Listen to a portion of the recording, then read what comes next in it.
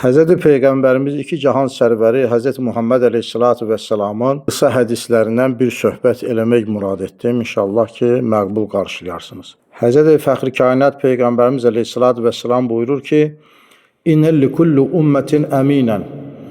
Hər ümmətin bir əmini vardır. Və innə əminə hadihil ümmə Əbu Ubeydullah ibn Cərrah. Bu ümmətin əmini Əbu Ubeydullah Cərrahdır.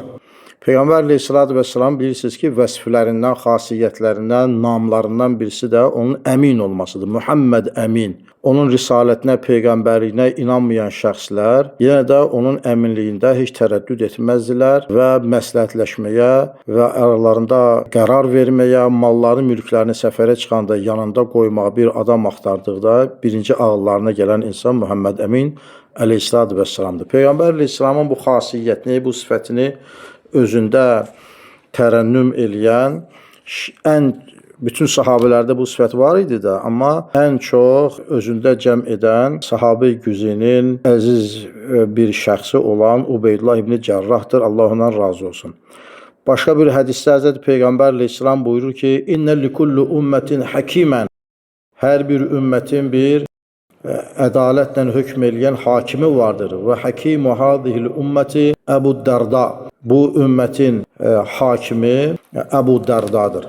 Biz İslam dinində Peyğəmbər Əleyhissalamın yaxın yoldaşlarından ad çəkəndə, məsəl üçün 4 xəlifənin və yaxud da ki, əziyyət çəkən, əzabkeş sahabilərindən danışanda, məsəl üçün Peyğəmbər Əleyhissalamın ailəsinin adlarını bilirik, amma bu şəxsləri bilmirik ki, Əbu Dərdanın özü Məkkə dönəmində Peyğəmbər Əleyhissalam iman gətirən və buna görə də çox əziyyətlər çəkən bir səhabə olubdur.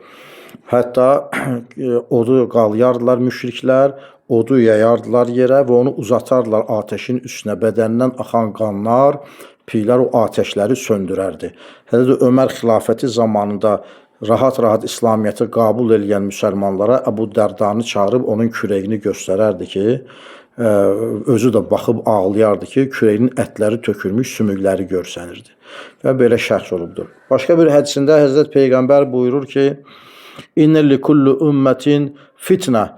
Hər bir ümmətin bir fitnəsi vardır. Allahla münasibətləri pozacaq bir şey vardır. İnnə fitnətə ümməti mal. Mənim ümmətimin fitnəsi isə mal dövlətdir.